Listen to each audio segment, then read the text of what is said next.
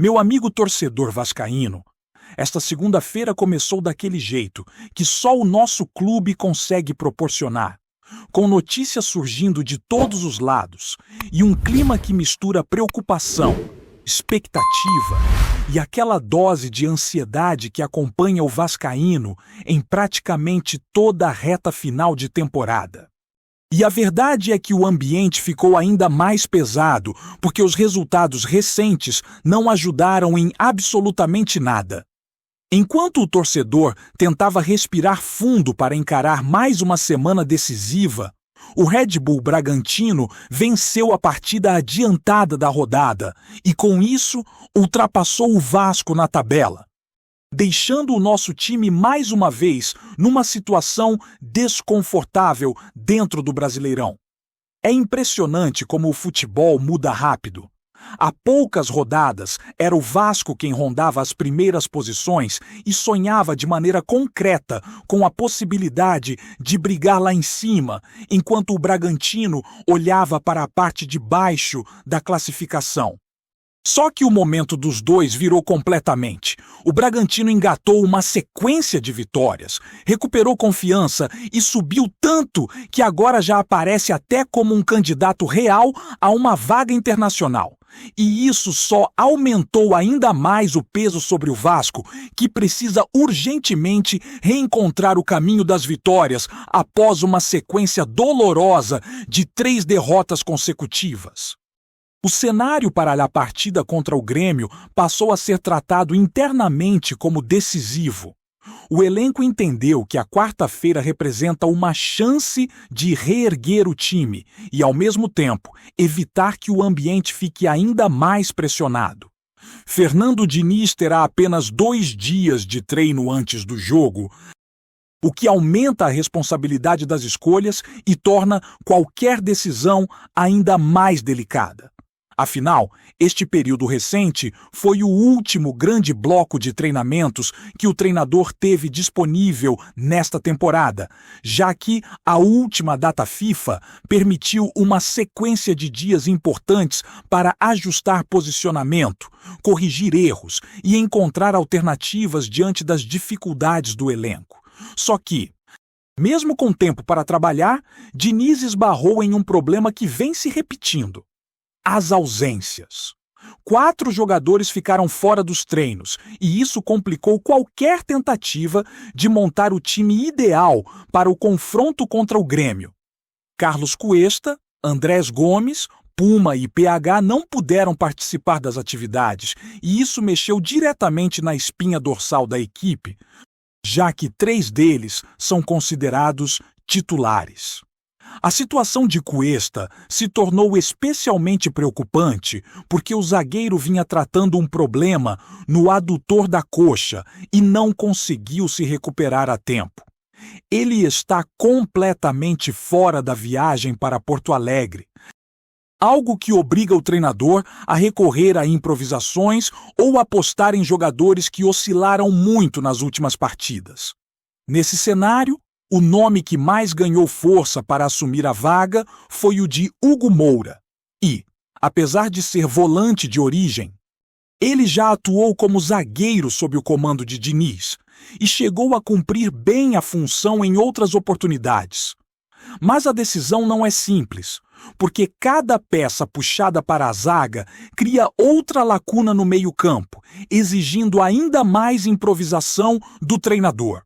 A outra opção seria Lucas Oliveira, que teve um bom desempenho no clássico contra o Flamengo, mas voltou a apresentar fragilidades logo na partida seguinte contra o Palmeiras. Ele oscilou demais e isso deixou a comissão técnica insegura sobre colocá-lo novamente como titular.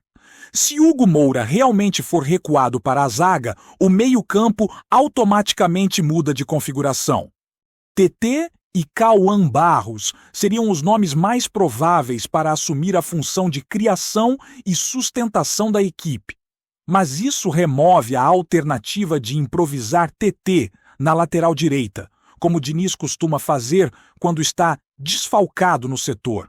Com PH fora e com a lateral completamente sem uma opção natural, A comissão técnica precisou buscar alternativas dentro do próprio elenco, e foi justamente por causa desse quebra-cabeça que o técnico decidiu subir o jovem Alex Ramiro para treinar com o elenco profissional. O garoto, de 18 anos, é lateral esquerdo de origem e sempre foi tratado como uma joia nas categorias de base. Já foi campeão brasileiro sub-14, campeão carioca sub-15 e é visto pelos profissionais que acompanham a base como um jogador com potencial técnico acima da média. A presença dele nos treinos não tem relação direta com a possibilidade de ser titular contra o Grêmio, até porque sua posição natural não é o setor mais urgente. A decisão da comissão técnica foi, na verdade, estratégica.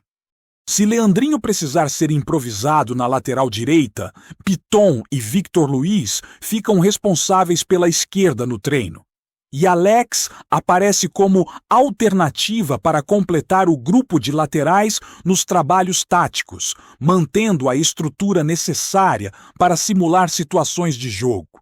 Apesar disso, o ambiente ganhou certa curiosidade, porque sempre que um garoto sobe para treinar com o elenco profissional, ainda mais em um momento tão conturbado, sempre surge a expectativa sobre quando ele poderá ter uma oportunidade de verdade.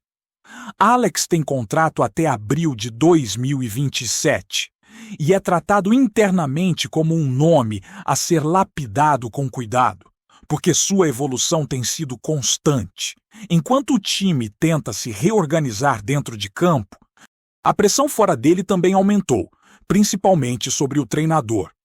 Fernando Diniz foi bastante criticado pela torcida nas últimas partidas e, de acordo com informações internas, reconheceu que cometeu erros importantes nas escolhas recentes. A queda de desempenho foi evidente e o próprio treinador admitiu que algumas escalações e alterações não surtiram o efeito esperado. Nas derrotas para Botafogo, São Paulo e Juventude, a equipe mostrou dificuldade para manter intensidade, organização e consistência, algo que acendeu um alerta dentro do clube. A forma como o time entrou em campo nesses jogos deixou claro que algumas decisões não funcionaram, e isso derrubou o rendimento coletivo de maneira preocupante. A partida contra o São Paulo até deixou uma sensação de que o Vasco tinha potencial para competir, mas a derrota minou qualquer impressão positiva e expôs problemas defensivos e dificuldades na transição ofensiva. Depois disso, veio o clássico contra o Botafogo, onde a escolha por Verratti como titular, deixando Nuno Moreira no banco, quebrou completamente a dinâmica ofensiva. Sem a movimentação e criatividade de Nuno, o time ficou engessado, previsível e sem profundidade, colocando Ryan em uma função pouco confortável e apagando completamente o setor ofensivo. O jogo contra o Juventude só confirmou a fase turbulenta, com um desempenho abaixo do esperado e falhas coletivas que comprometeram qualquer tentativa de reação. Apesar de tudo isso, internamente há confiança na recuperação. A cobrança por uma vitória contra o Grêmio passou a ser ainda maior e existe um entendimento claro de que este jogo precisa marcar a virada do time na temporada. O torcedor sabe que não será um duelo simples, que o histórico na arena não favorece o Vasco e que o ambiente será hostil como sempre. Mas, ainda assim, há um sentimento de que este é o momento em que o elenco precisa dar resposta, precisa transformar pressão em desempenho e precisa mostrar que a temporada não pode desandar agora, justamente quando as decisões mais pesadas estão se aproximando. A reta final de preparação para o confronto contra o Grêmio deixou evidente que o clima dentro do clube passou por uma mudança importante. Depois das 3 derrotas consecutivas, o elenco se fechou de uma maneira diferente, entendendo que não dá mais para adiar a reação e que cada detalhe agora interfere diretamente no rumo da temporada. E o jogo em Porto Alegre passou a carregar não apenas o peso da necessidade de pontuar, mas também o simbolismo de tentar quebrar um tabu que incomoda gerações de torcedores. Nunca vencer na Arena criou uma espécie de sombra que acompanha o Vasco sempre que a bola rola por lá. E esse tipo de histórico, por mais que não entre em campo, mexe com o emocional dos jogadores, faz a torcida reviver memórias incômodas e transforma qualquer falha em algo muito maior do que realmente é. Durante os treinos, ficou claro que Fernando Diniz buscou ajustar a equipe para tentar resgatar alguns elementos que fizeram o time jogar bem em outras fases da temporada. Houve trabalho específico de movimentação no meio-campo, tentativas de reorganizar a saída de bola e, principalmente, o foco em recuperar a intensidade que desapareceu nos últimos jogos. O treinador sabe que o Vasco não pode chegar em Porto Alegre apagado, sem agressividade e esperando que o adversário controle o ritmo do jogo.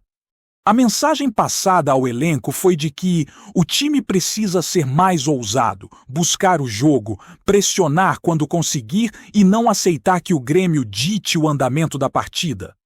Esse tipo de orientação vem sendo reforçado justamente porque o Vasco caiu muito de produção e perdeu parte da confiança que carregava quando estava embalado e subindo na tabela.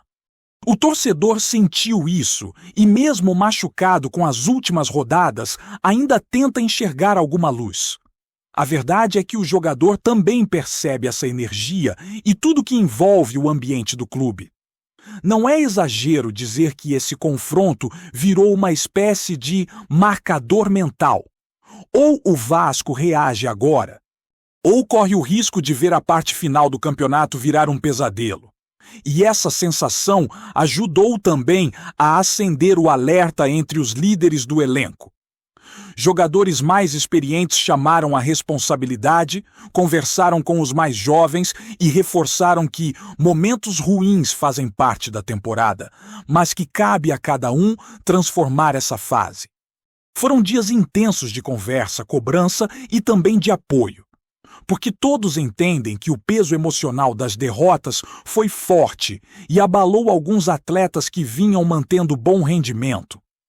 A ausência de peças importantes complicou o cenário, mas também permitiu que alguns jogadores enxergassem uma oportunidade inesperada. O caso do Hugo Moura é um deles.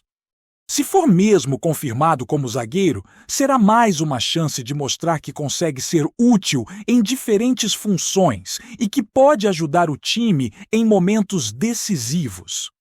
Ele já viveu fases melhores e piores no elenco, mas sua versatilidade sempre foi um ponto valorizado pela comissão técnica. E, ao mesmo tempo, a eventual presença do jovem Alex nos treinos mexeu com o ambiente, não porque ele será titular, mas porque todos sabem que quando um garoto sobe é porque o técnico quer observar mais de perto. Isso movimenta os bastidores, estimula os jogadores da base e renova a esperança de que novos talentos possam surgir justamente num momento conturbado. Outro ponto que ganhou destaque foi o estado emocional do próprio Fernando Diniz. O treinador sente a pressão, entende o tamanho da cobrança e, segundo informações internas, mostrou humildade ao admitir erros recentes. Essa atitude foi vista de forma positiva dentro do elenco, já que demonstra que ele está disposto a ajustar o que for necessário para recolocar o time nos trilhos. As críticas da torcida pesaram, mas também abriram espaço para um diálogo mais sincero dentro do clube. Nos bastidores, a percepção é de que Diniz conseguiu reconquistar parte da confiança dos jogadores ao assumir responsabilidade pelas escolhas equivocadas. E isso fez diferença nos treinos mais recentes, que foram marcados por mais concentração, mais intensidade e menos dispersão. O jogo contra o Juventude, por exemplo, serviu como alerta definitivo de que o Vasco não pode repetir a postura que apresentou naquela noite. Foi um time lento, sem criatividade e sem reação emocional quando o resultado começou a se complicar. Alguns jogadores sentiram demais o peso da fase ruim e isso ficou evidente em campo. A cobrança depois dessa partida foi pesada, mas necessária, porque todos entenderam que sem um choque de realidade, a situação poderia se agravar ainda mais. A comissão técnica insistiu que a equipe precisa ter mais coragem, mais agressividade e mais capacidade de tomada de decisão quando o adversário pressiona. E por isso, os treinos seguintes foram extremamente direcionados para corrigir erros de compactação, posicionamento e recomposição. Enquanto isso, o torcedor vive aquele misto de esperança e preocupação que já virou parte da rotina vascaína. Muitos sabem que o adversário é difícil, que jogar na arena é sempre uma batalha. Mas, ao mesmo tempo, existe a sensação de que o time não pode desperdiçar mais nenhuma chance. A reta final do campeonato não permite vacilos, e cada ponto conquistado pode definir não apenas a tranquilidade da equipe, mas também o rumo das próximas temporadas. Por isso, o duelo contra o Grêmio ganhou ares de decisão, mesmo sem ser tecnicamente um jogo eliminatório. É a oportunidade de virar a chave, de reencontrar a própria identidade e de mostrar que o grupo é forte o suficiente para resistir à turbulência. Outro detalhe que movimentou conversas internas foi a possibilidade de ajustes no setor ofensivo. Ryan, que acabou sendo deslocado de função em algumas partidas, deve voltar a atuar mais próximo do gol, onde rende mais e se sente mais à vontade. A ausência de peças criativas obrigou o time a mexer demais nesse setor, e isso prejudicou a fluidez das jogadas. Agora, com a tendência de uma formação mais equilibrada, existe a expectativa de que o ataque consiga recuperar parte da confiança que perdeu nas últimas semanas. Nuno Moreira, que ficou fora de um dos jogos, deve reassumir seu papel de articulação, trazendo mobilidade e visão de jogo, algo que faltou muito nos momentos de maior dificuldade. Antes de continuarmos, já te convidamos para se inscrever no canal Colina News e deixar seu like. Assim você fica por dentro de todas as novidades do Vascão de forma exclusiva. Bora continuar! O ambiente do futebol brasileiro amanheceu tomado por um burburinho que ninguém consegue ignorar. Fontes internas próximas ao Vasco da Gama afirmam que o clube estaria prestes a protagonizar a maior negociação de SAF já vista no país. Os rumores ganharam força depois de um pronunciamento emocionado do presidente vascaíno, Pedrinho, que apareceu diante das câmeras visivelmente tocado, falando em um novo capítulo e um futuro que ninguém imaginava tão cedo. Embora não tenha citado valores, tampouco revelado eventuais compradores, o tom adotado pelo mandatário inflamou torcedores e especialistas, reacendendo debates sobre o rumo da instituição. Segundo pessoas que acompanham os bastidores de São Januário, há semanas existem movimentações discretas. Reuniões reservadas e visitas de representantes estrangeiros interessados no projeto esportivo e no potencial comercial do clube. A notícia teria caído como uma bomba entre conselheiros que, mesmo surpresos, reconhecem que a atual conjuntura pode abrir portas para investimentos sem precedentes. A especulação é de que grupos internacionais estariam dispostos a injetar cifras bem acima das praticadas no mercado nacional, transformando o negócio em uma virada de página histórica.